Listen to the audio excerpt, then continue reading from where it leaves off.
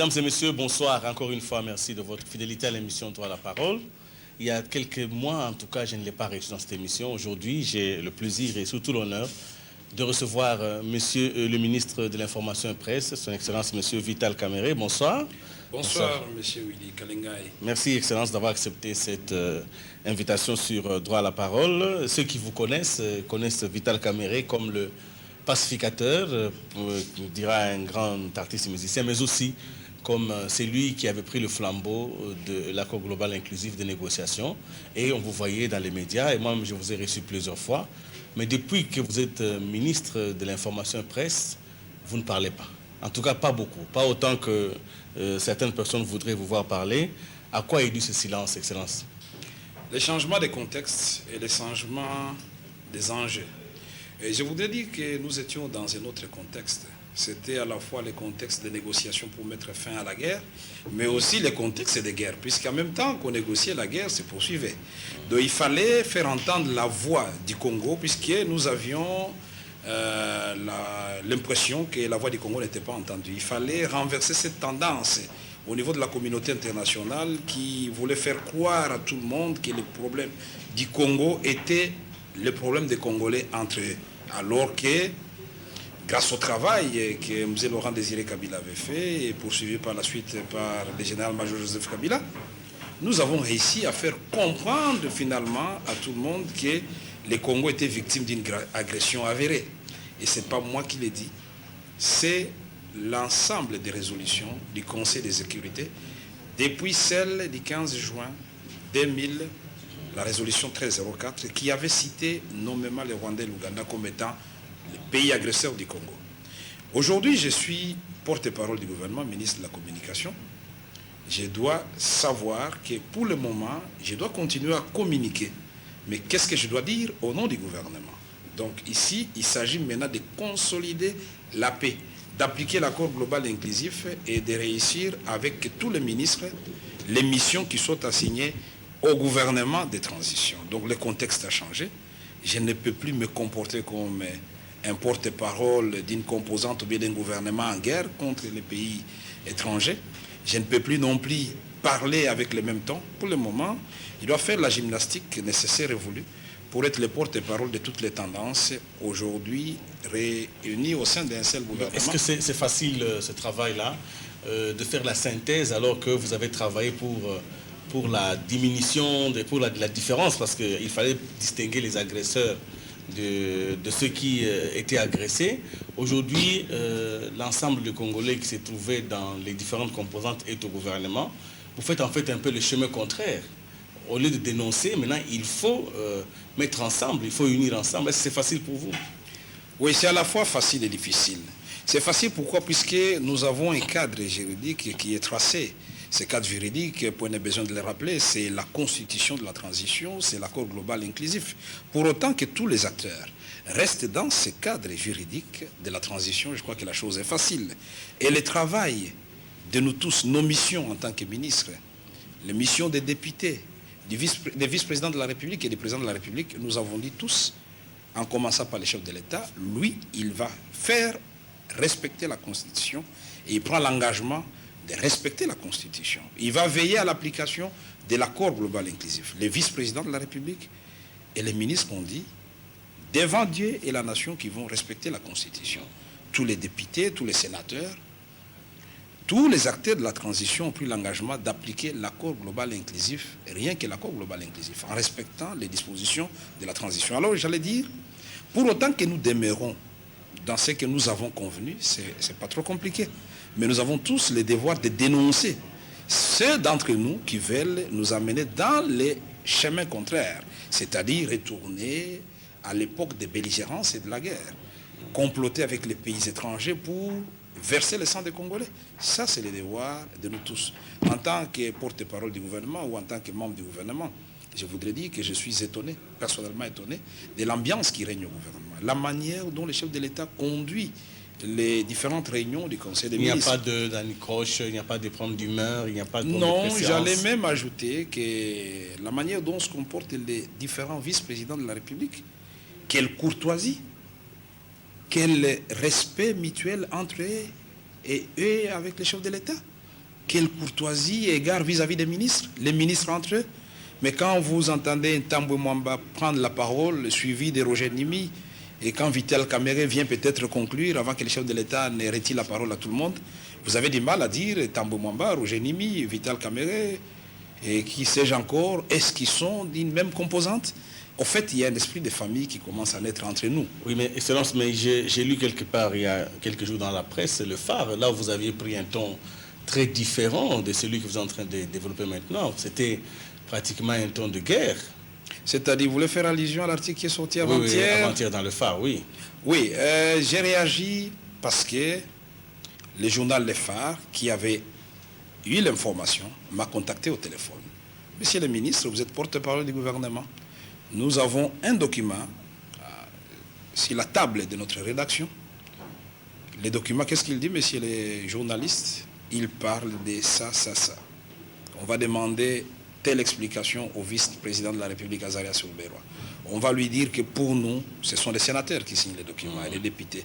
Pour nous, c'est le statu quo au niveau de l'administration et au niveau de l'armée pendant toutes les 2 années de la transition. Alors nous disons, moi je suis membre du gouvernement. Je n'ai pas besoin que le gouvernement se réunisse pour que je me rappelle que tous nous avions pris l'engagement de respecter la Constitution. Et quand je vois ces documents, je me dis que ces documents s'attaquent à la Constitution. Et ce document est assimilable à un mouvement insurrectionnel, c'est-à-dire qui refuse l'ordre légal établi, au fait qui est le couronnement de l'accord global inclusif et de la Constitution. J'ai dit, ces documents menacent donc toute l'architecture, l'édifice de la transition. Il est donc de mon devoir, du devoir de tous et de chacun, quand mon vice-président de la République, Azarias Ruberwa, est attaqué, et que je dise, non, nous ne sommes pas d'accord. Mais Azarias Ruberwa est vice-président de la République. Nous sommes tous ensemble désormais dans un même gouvernement et nous ne pouvons pas accepter, surtout que ce soit des députés et des sénateurs, membres des institutions, au fait, fruit de l'accord global inclusif et de la Constitution, puissent s'attaquer à la Constitution, à l'accord global inclusif. C'est un non-sens et nous disons que nous devons décourager ce genre d'agissement. Heureusement, le vice-président de la République a séjourné à Goma et nous pensons qu'à l'occasion, il a mis à profit son séjour pour aplanir ces divergences qui sont visibles au sein de son mouvement, de son parti, mais qui sont de nature à porter atteinte à l'ensemble du processus. Oui, évidemment, monsieur le ministre, quand on observe le comportement du gouvernement, bientôt ce sera les 100 jours du gouvernement, mais il faut reconnaître qu'on ne sent pas, le gouvernement n'a pas une très grande emprise sur la marche de la vie au quotidien. Nous ne voyons pas les décisions, je peux dire des fortes décisions pour ne fût-ce que améliorer les vécus quotidiens de la population. Mais avant qu'on arrive au social, j'aimerais quand même que vous puissiez peut-être nous dire quelles sont les mesures concrètes que le gouvernement a prises pour la réconciliation nationale.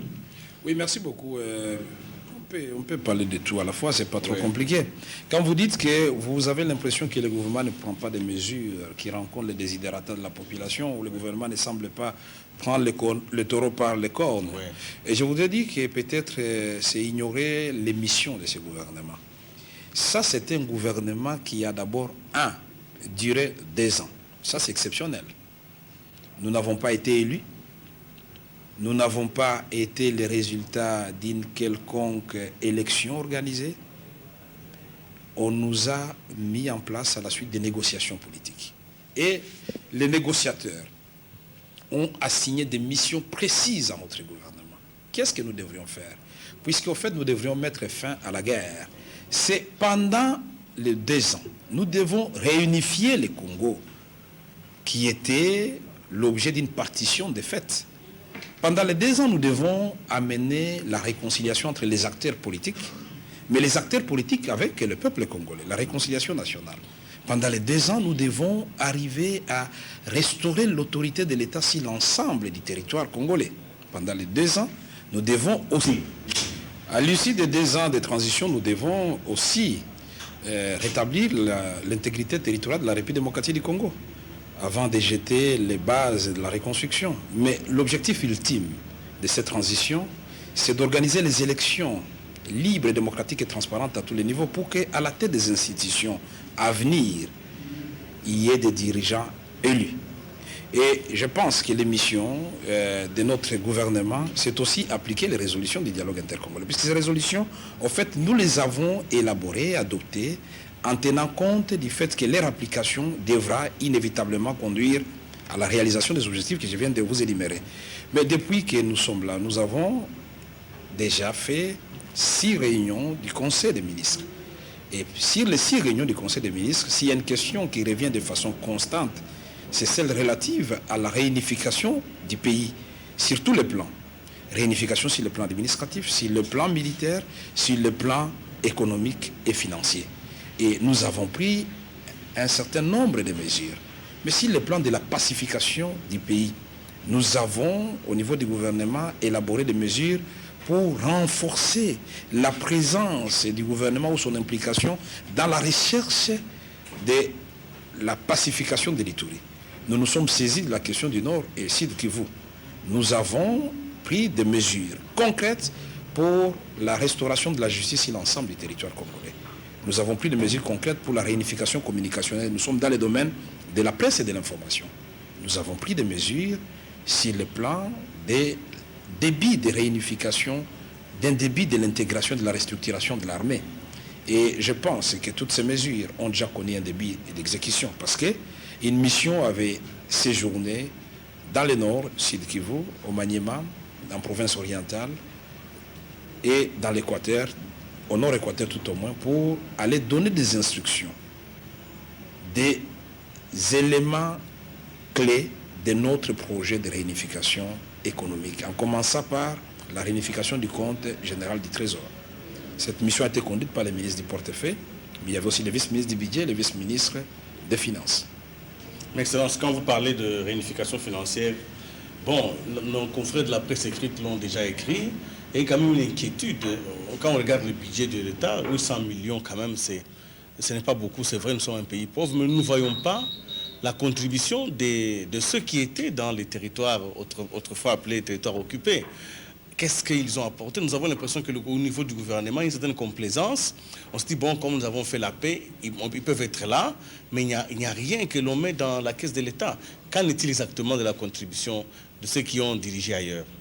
Non, je crois que le vice-président de la République en charge des questions économiques et financières est revenu sur cette question pour dire que les territoires autrefois sous contrôle des ex-mouvements rebelles doivent désormais s'intégrer dans les structures des finances publiques de notre pays. Qu'est-ce que ça veut dire? Ça signifie qu'au niveau des recettes, ces recettes doivent désormais aller droit vers le compte général du Trésor à la Banque centrale. Est-ce que c'est un vœu au niveau des déjà fait? Ce n'est pas encore fait, c'est pourquoi il a rappelé il y a des jours.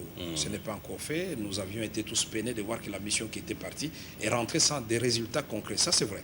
Et nous ne cesserons de le dire, puisque au fait, c'est cela. La réconciliation, c'est dire aussi la vérité. Nous sommes ensemble, mon cher ami, mais j'ai l'impression que nous fournissons des efforts déséquilibrés. C'est ça la réconciliation. On ne peut pas demander à la famille politique ex-composante du gouvernement de tout supporter. C'est injuste. Donc, nous avons rappelé aux amis, et je crois que vous avez suivi le porte-parole d'IRCD à l'occasion de son passage à l'émission Forum des médias. Il a dit que nous sommes dans un processus.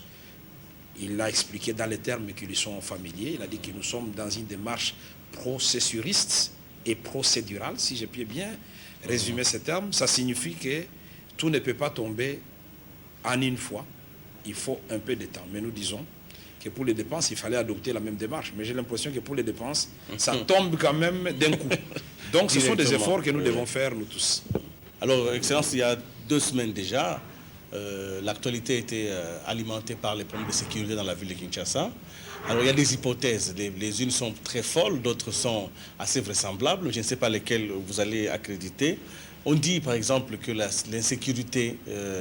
un serait le fait du retour des Mobutistes et des militaires de la DSP qui étaient à Brazzaville, qui sont rentrés. D'autres disent non, c'est vu la tenue des militaires et vu comment ils sont, ce sont les anciens de la GSPP. D'autres disent que non, c'est en fait des infiltrés qui viennent pour traumatiser et paralyser la vie ici à Kinshasa. Le gouvernement a pris des mesures, mais le gouvernement ne nous a pas encore dit l'origine de cette insécurité. Merci beaucoup. Moi, je crois que le gouvernement n'est pas obligé de tout dire au public. Le gouvernement fait un diagnostic à son sein et il ne faut pas oublier que moi, j'avais prêté serment de préserver le secret des délibérations des conseils des ministres, dont je ne vais pas vous dire ce que nous nous sommes dit, qu'on n'a pas dit au public. Mais ce que je voudrais vous dire, c'est que je voudrais vous dire qu'il est vrai qu'avant l'arrivée du gouvernement d'union nationale, il n'y avait pas un taux aussi élevé de criminalité et d'insécurité dans la ville de Kinshasa. Mais ce qu'on ne peut pas non plus prouver est que ce soit les éléments que vous venez d'évoquer qui soient seuls à la base de ce que nous déplorons aujourd'hui. Mais ce qui est essentiel ici, après que le gouvernement ait fait le diagnostic, c'est l'arsenal de mesures arrêtées pour endiguer, enrayer cette criminalité et cette insécurité dans la ville de Kinshasa.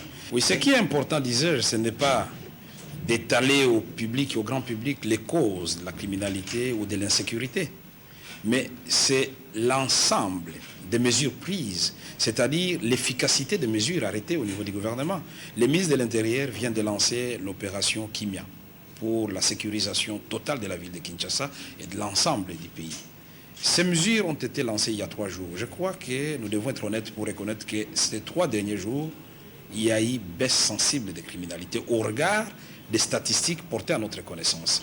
Je crois que c'est le plus important et nous devons dire aux Quinoises et Quinois de ne pas s'alarmer et paniquer outre mesure.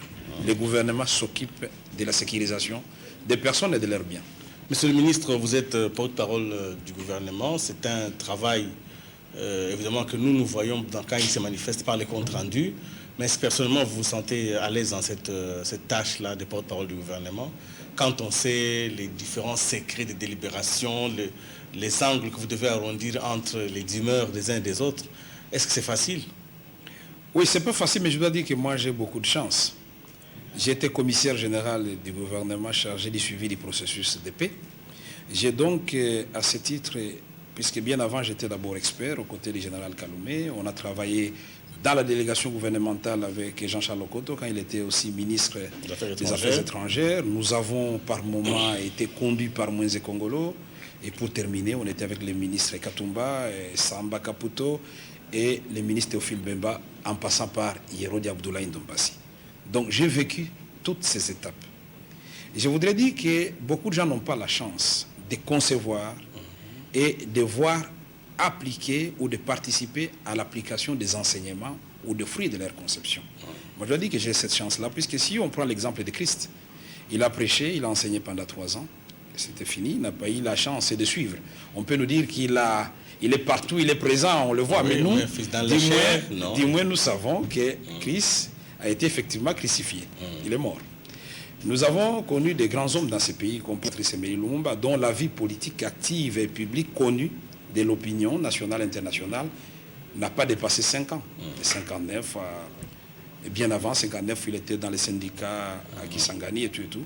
Donc, une vie éphémère. M. Laurent Désiré Kabila est venu, beaucoup d'espoir à l'entrée de l'AFDEL. Il n'a pas vécu longtemps. Je dois dire que moi j'ai de la chance, puisque j'ai vécu tout cela d'abord en tant que négociateur, et puis ensuite, au moment de l'application des résultats du dialogue, disons de l'accord de Lusaka, puisqu'il faut le rappeler, les dialogues intercongolais, c'est le chapitre 5 de l'accord de Lusaka, que nous avons eu à rédiger, avec des amis qui sont aujourd'hui dans les institutions, Azarias Rouberois et Olivier Kamitat, on a rédigé les chapitres 5. Mais aujourd'hui, nous sommes en train de vivre l'application et participer à l'application de ces chapitres 5. Nous l'avions d'abord vécu au moment des négociations au dialogue intercongolais. Et comme par hasard, chacun de nous avait un rôle à jouer. Moi, j'étais porte-parole de ma délégation. Rouberois était tantôt porte-parole de sa délégation, tantôt président de la délégation. Kamitatou était les deux à la fois. Il était président de la délégation du MLC et il était porte-parole de sa délégation. Aujourd'hui, comme si cela ne vient pas par hasard, et c'est là que je voudrais dire, notre seule volonté ne suffit pas. La volonté des Camérés ne suffit pas. Quelque part, nous sommes des instruments de Dieu. C'est Dieu qui nous charge des missions et qui place chacun de nous à la place qui lui revient. Mais il y a un effort personnel qu'il faut fournir. J'ai été porte-parole de la composante gouvernement, aujourd'hui je suis porte-parole du gouvernement. Donc je pense que je suis un homme comblé et plus j'avance dans les responsabilités, plus je me sens l'obligation d'inculquer à moi la culture d'humilité. Oui, Monsieur le ministre, quand vous parlez du gouvernement, des négociations, vous êtes vraiment très à l'aise, mais quand nous abordons le domaine qui est le vôtre, celui de l'information et presse, je sens comme une forme de pudeur. Vous ne vous affirmez pas beaucoup dans ce secteur en parlant. On ne sent pas encore le ministre de l'Information. Pourquoi vous prenez ces reculs par rapport à ce secteur, qui est en fait votre secteur?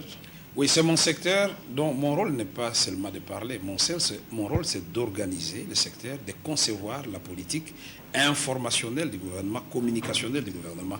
Et je le fais, rassurez-vous. Et je parle au nom du gouvernement pour communiquer la position du gouvernement. Autrement, je serais en train de communiquer ma propre position et ce serait malvenu. Et je crois qu'au niveau de la communication, nous devons faire la part des choses. Pour le moment, ma communication doit être axée sur la réalisation des objectifs de la transition. Ma communication, au fait, c'est dans le sens d'aider le secteur de la presse et des médias de jouer le rôle catalyseur qu'on attend de ces secteurs pour la réalisation des autres objectifs de la transition.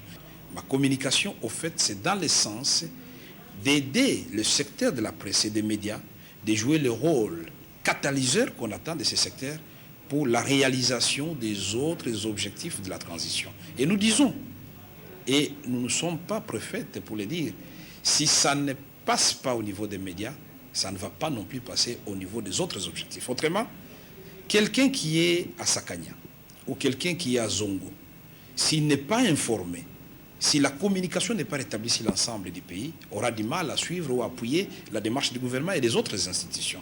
C'est pourquoi nous répétons à nos collègues au niveau du gouvernement, ils croient que nous sommes en train de prêcher pour notre propre chapelle, que la communication a un rôle crucial, névralgique, rôle déterminant pour la réussite des objectifs de la transition. Donc je suis tout à fait à l'aise. Nous avons réussi les responsables de la presse écrite, nous avons réussi les responsables de la presse privée, de l'audiovisuel privé, j'allais dire. Nous avons réussi les responsables du secteur public. Nous avons été lancer les travaux de la presse du Congo. Donc nous travaillons. Oui, mais quand nous regardons ce qui est réservé dans le budget national au secteur qui est le vôtre, c'est pratiquement insignifiant. Je ne sais pas comment, avec si peu de moyens, vous pouvez ne fût-ce que réhabiliter la communication terrienne. Je ne vois pas comment vous allez faire. Oui, si. Je voudrais vous étonner en disant que ce qu'on nous a réservé dans le collectif budgétaire, si on me donne tout ce qu'il y a là-dedans, je vais changer la physionomie du secteur de la presse et de l'information. Parce qu'on nous a réservé 550 millions de francs congolais pour 3 mois. Si on peut réellement nous les donner, ah oui, on va changer. Alors, mais ce que nous voulons dire, c'est de corriger les injustices que subit mon secteur, qui a un rôle crucial à jouer dans les objectifs de la transition par rapport aux autres ministères. Je ne peux pas comprendre pourquoi l'information et la presse doivent être relégués au second plan par rapport à l'attribution, à l'allocation des ressources de l'État. Et cela, nous avons un autre endroit où nous discutons de ces choses-là. Rassurez-vous que nous sommes en train de les faire. Alors, quel est votre diagnostic? Quand vous avez pris ce ministère, vous avez fait le tour de tous les problèmes. Aujourd'hui, quel est votre constat? Oui, mon constat, je voudrais dire d'abord que la presse fait partie des problèmes que nous devons résoudre. Donc nous devons d'abord, au niveau de la presse, résoudre les problèmes à 3 niveaux. Premier niveau, nous devons savoir que nous avons, au niveau du secteur de la presse et de l'information, le secteur public et le secteur privé. Au niveau du secteur public, il y a la réhabilitation de toutes les infrastructures, de la RTNC, de l'ACP, de l'Enatelsat, mais aussi la motivation des hommes qui travaillent, qui doivent être pris en charge par l'État. Il faut améliorer leurs conditions de travail. Il faut moderniser les équipements de la RTNC. Nous devons quitter l'analogique pour entrer dans les numériques.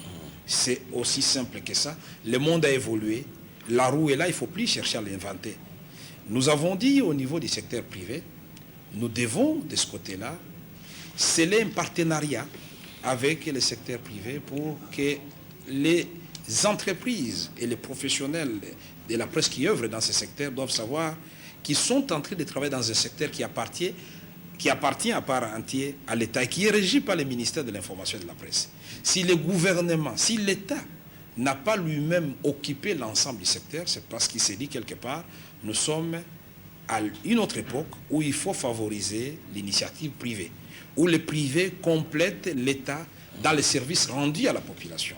Mais ils doivent le faire au regard des éléments contenus dans leur cahier de charges, mais aussi dans les partenariats que nous allons sceller, en multipliant des actions au travers de leurs émissions, leurs écrits, leurs messages au peuple congolais, au public, participer à la réalisation des objectifs de réconciliation nationale, de réunification du pays, de pacification totale du Congo et de l'organisation des élections libres, démocratiques et transparentes.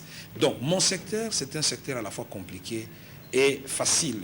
Facile si le ministre se montre ouvert vis-à-vis des responsables aussi bien du secteur public que du secteur privé. Et si ces derniers jouent franc jeu avec les ministres, voilà le secret. Et si le gouvernement met les moyens conséquents à la disposition du ministre. Excellence, je poserai une autre question sur un autre sujet.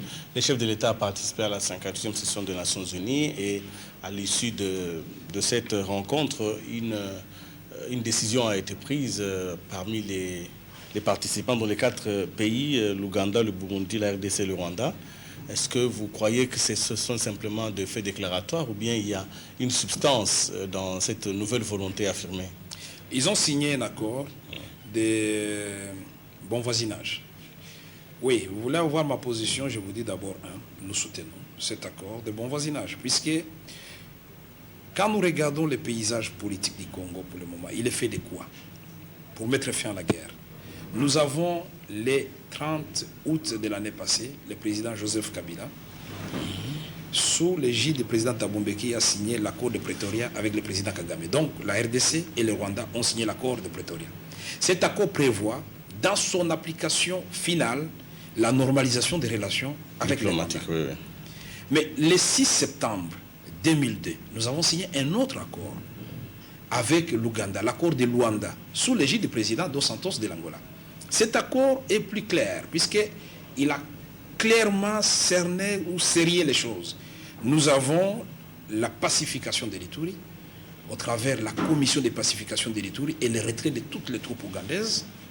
Nous avons la normalisation des relations diplomatiques et les échanges commerciaux entre les deux pays, mais nous avons le rétablissement des relations de bon voisinage, en favorisant la mise sur pied d'un mécanisme mixte de patrouille au versant ouest de Rwenzori.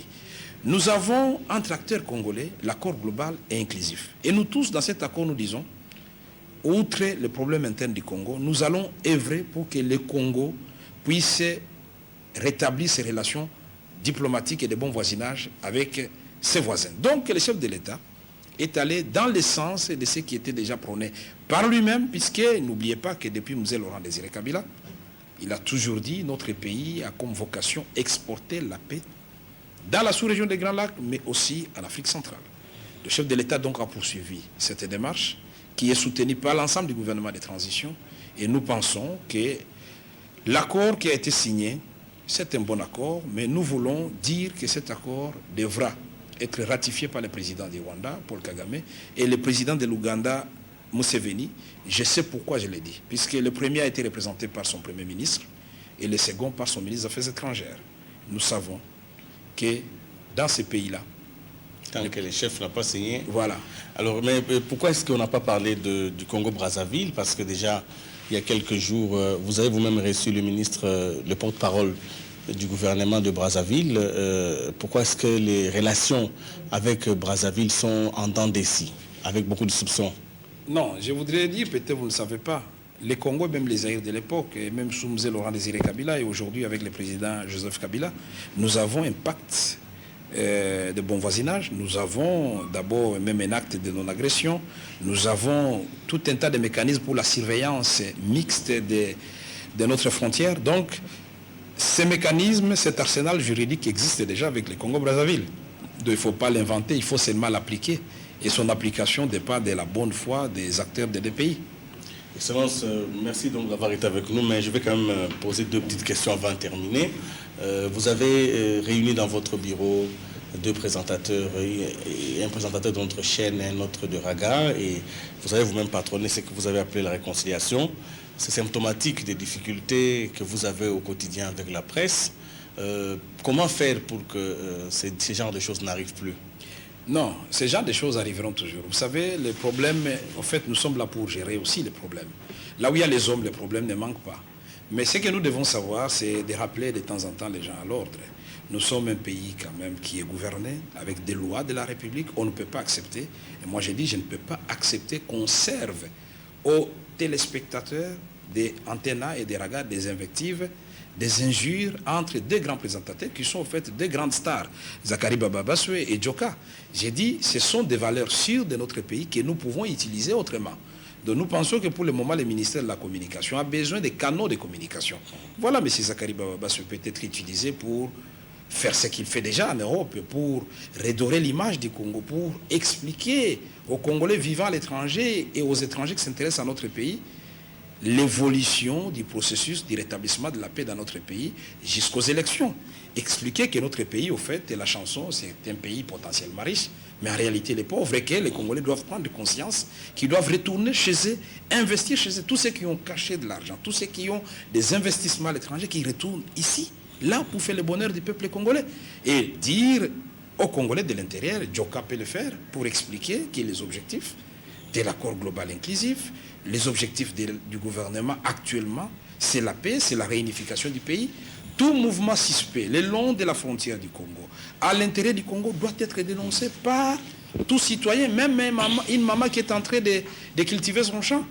Vous savez que tout cela fait partie de la stratégie communicationnelle et nous ne pouvions pas, nous permettre de voir deux grandes valeurs de ces pays qui pouvaient nous aider pour faire le travail du gouvernement, passer leur temps à se combattre. C'est aussi une guerre qui peut laisser beaucoup de morts sur le plan de la désinformation et sur le plan, au fait, des valeurs, des antivaleurs qu'on inculque à la population. J'ai dit non. Et j'étais très heureux de voir que les deux, avec beaucoup d'humilité, se sont embrassés. Et il me semble qu'ils ont fait une émission conjointe dans laquelle ils ont pris l'engagement de ne plus se faire ce genre de guerre médiatique et d'aller conscientiser les autres, Serge Kayembe et tous les autres, pour que ce genre d'agissement cesse. Nous devons servir à la population et aux étrangers notre image du Congo. Merci beaucoup. Une dernière question pour terminer. Tout ce que vous faites, vous avez été, depuis les cabinets des ministres jusqu'à aujourd'hui, vous êtes ministre. Tout vous réussit très bien. Quelles sont vos ambitions encore? Qu'est-ce qui peut encore vous arriver de mieux? Parce qu'apparemment, tout vous avez réussi. Non, ça c'est une question tendacieuse. Donc, moi je suis ministre. Quand vous demandez quelles sont mes ambitions, peut-être devenir Premier ministre après les élections. Oui. Ça c'est tout à fait normal. Peut-être je peux vouloir devenir Premier ministre. Mais mes ambitions, en fait, c'est de travailler après les élections. D'abord, pendant les élections, avec le général-major Joseph Kabila, mais battre aux côtés du général-major Joseph Kabila pour qu'il gagne les élections. Nous ne sommes pas pendant la campagne électorale. Vous m'avez posé la question. Non, il n'y a pas de problème. Et une fois les élections gagnées, je ferai savoir au président de la République mes ambitions. Donc, merci beaucoup. C'est clair, je ne vais pas vous dire que je suis sans ambition. Merci. Merci d'avoir été avec nous. Merci donc, amis téléspectateurs. Vous avez sans doute aimé cette émission. J'ai reçu M. Vital Kamerhe, ministre de la Presse et Information, porte-parole du gouvernement. D'ici là, portez-vous bien. Droit à la parole, ça sera rediffusé les lundis matins. Et nous retrouverons pour une autre édition les dimanches prochains. Bonsoir.